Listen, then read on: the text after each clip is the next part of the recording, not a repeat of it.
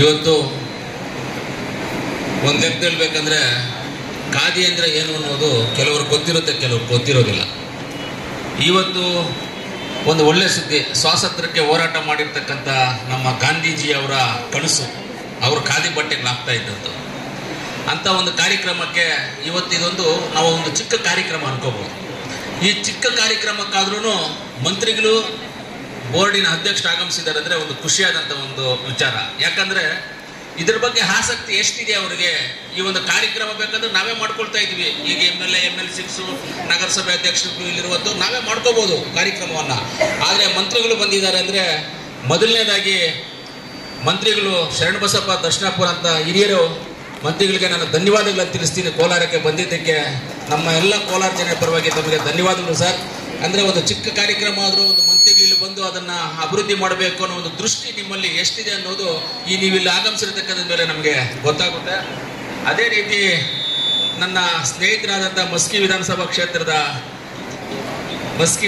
ಕ್ಷೇತ್ರದ ಸದಸ್ಯರು, ಆಮೇಲೆ ನಾವೆಲ್ಲ ಒಂದೇ ಕಮಿಟಿನಲ್ಲಿ ಇದ್ದವರು, ಸ್ನೇಹಿತರಾದಂಥ ಬಸವನಗೌಡ ತುರ್ವಿಯಾಳ್ ಅವರೇ, ಆಮೇಲೆ ಅಧ್ಯಕ್ಷರು, ಈ ಖಾದಿ ಬೋರ್ಡು ಏನಿದೆ ಬೋರ್ಡು ಅಧ್ಯಕ್ಷರು ನಮ್ಮ ಸ್ನೇಹಿತರಾಗಿರೋದು. ಯಾವಾಗಲೂ ನಾವು ಸುರೇಶ್ ಅಣ್ಣ ಹತ್ರ ಇಬ್ಬರು ಗಲಾಟೆ ಮಾಡ್ತಾ ಇರ್ತೀವಿ ಅಭಿವೃದ್ಧಿ ವಿಚಾರದಲ್ಲಿ. ಹೋಗಿ ಇಬ್ಬರು ಕುತ್ಕೊಳ್ಳೋದು, ನನಗಿಷ್ಟು ದುಡ್ಡು ಬೇಕು, ನಿನಗಿಷ್ಟು ದುಡ್ಡು ಬೇಕು, ಅಂದರೆ ನಮಗೆ ಬೇಕು ಅಂತಲ್ಲಪ್ಪ ಅಭಿವೃದ್ಧಿಗೆ ಬೇಕು ಅಂತ ಕೇಳ್ತಾ ಇರ್ತೀವಿ.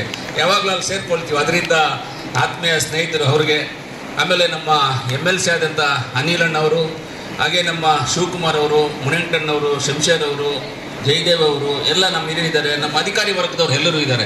ಎಲ್ಲರೂ ತಾವೆಲ್ಲ ಬಂದಿದ್ದೀರಿ ಸರ್. ಇದಕ್ಕೆ ಪ್ರೋತ್ಸಾಹ ಇವತ್ತು ಮಂತ್ರಿಗಳು ಪ್ಲಸ್ ಅಧ್ಯಕ್ಷರಲ್ಲಿ ಎಷ್ಟು ಪ್ರೋತ್ಸಾಹ ಸಿಗ್ತಾ ಇದೆ ಈ ಒಂದು ಡಿಪಾರ್ಟ್ಮೆಂಟ್ಗೆ ಅನ್ನೋದಕ್ಕೆ ಅಧಿಕಾರಿಗಳು ಸಾಕ್ಷಿಯಾಗಿದ್ದಾರೆ. ಮಂತ್ರಿಗಳು ಬಂದಿರೋದು ಎಲ್ಲರೂ ಬಂದಿರೋ. ಅದಕ್ಕೆ ಇದನ್ನು ಇದೇ ರೀತಿಯಲ್ಲಿ ಕಂಟಿನ್ಯೂ ಮಾಡ್ಕೊಂಡ್ರೆ ತುಂಬ ಒಳ್ಳೆಯದು. ತುಂಬ ಜಾಸ್ತಿ ಮಾತಾಡೋದು ಬೇಡ. ಈ ಖಾದಿ ಅನ್ನೋದು ಹೆಂಗೆ ಅಂದರೆ ಒಂದು ಲೆಕ್ಕದಲ್ಲಿ ಹೇಳ್ತೀನಿ. ಇವಾಗ ಹೊಸದಾಗಿ ಒಂದು ಟ್ರೆಂಡ್ ಬಂದುಬಿಟ್ಟಿದೆ ಸರ್.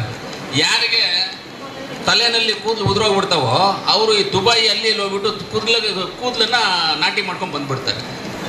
ಅದೇ ನಮ್ಮ ಖಾದಿ ಬಟ್ಟೆಗಳನ್ನ ಹಾಕಿ ಅಂತ ಹೇಳಿದ್ರೆ ಸ್ವಲ್ಪ ಹಿಂದೆ ಹೋಗ್ತಾರೆ, ಯಾಕೋ ಗೊತ್ತಿಲ್ಲ ನಮ್ಗೆ. ಅದನ್ನು ಉಳಿಸ್ಕೊಳ್ರಿ, ಅದನ್ನು ಉಳಿಸ್ಕೊಂಡು ಖಾದಿ ಬಟ್ಟೆಗಳನ್ನ ಉಳಿಸ್ಕೊಂಡು ಹಾಕ್ಕೊಳ್ರಿ. ಇವತ್ತು ನಾವು ಹಿಂಗೆ ಹೇಳ್ತೀವಿ,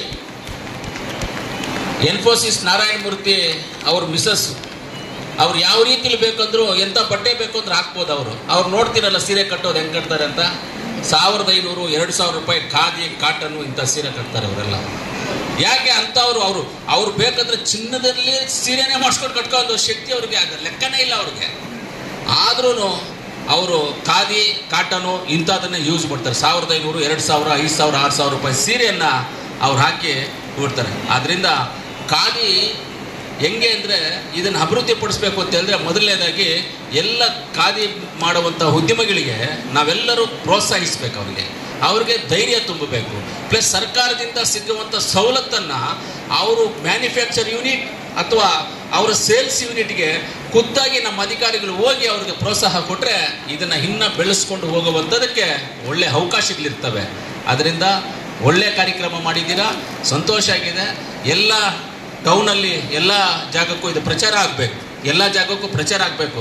ನನಗೇನಾದರೂ ಒಂದು ವಾರ 15 ದಿವಸ ಮುಂಚೆನೇ ಇದು ಗೊತ್ತಾಗಿದ್ದಿದ್ರೆ ನಾನೇ ಪಾಂಪ್ಲೆಟ್ಸ್ ಮಾಡಿಸಿ ಟೌನ್ನಲ್ಲಿ ಮನೆಗೂ ಹಳ್ಳಿಗೂ ಕೊಟ್ಟು ಈ ಥರ ಆಗ್ತಾ ಇದೆ ಬನ್ನಿ ಅಂತ ಹೇಳ್ತಾ ಇದ್ದೆ. ನಾನೇ ಹೇಳಿ ಈ ಥರ ಬನ್ನಿ ಅಂತ ಒಂದು ಅಡ್ವರ್ಟೈಸ್ಮೆಂಟ್ ಕೊಡ್ತಾ ಇದ್ವಿ ಒಂದು ಪೇಜಲ್ಲಿ. ನಮ್ಮ ಪತ್ರಕರ್ತರೆಲ್ಲ ತುಂಬ ಒಳ್ಳೆಯವರು ಸರ್ ಇಲ್ಲ, ಯಾಕಂದರೆ ಅಡ್ವರ್ಟೈಸ್ಮೆಂಟ್ ಫ್ರೀಯಾಗಿ ಆಗ್ತಾ ಇರ್ತಾರೆ. ಏನು ಬೇಕು ಸ್ವಲ್ಪ ಜೋರಾಗಿ ಬರೀರಿ, ಇನ್ನೊಂದು ಬರೀತಾರೆ ಅವ್ರು. ಇವತ್ತು ಬರೀರಿ ಅದನ್ನು, ಇನ್ನೂ ಇಷ್ಟು ದಿವಸ ಇರುತ್ತೆ ಅಂತ ಸ್ವಲ್ಪ ಜೋರಾಗಿ ನಮ್ಮ ಪತ್ರಕರ್ತರು ಬರೆದ್ರೆ ಎಲ್ಲ ಜನ ಬಂದು ಪರ್ಚೇಸ್ ಮಾಡಲಿ, ಜನಗಳಿಗೆ ಗೊತ್ತಾಗಲಿ. ಆಮೇಲೆ ಈ ಖಾದಿ ಬಟ್ಟೆ ವಿಶೇಷ ಏನು ಅಂದರೆ ಆರೋಗ್ಯಕ್ಕೆ ಒಳ್ಳೆಯದು. ಆರೋಗ್ಯಕ್ಕೆ ಒಳ್ಳೆಯದು ಅಂದರೆ ಬಿಸಿಲು ಬಂದಾಗ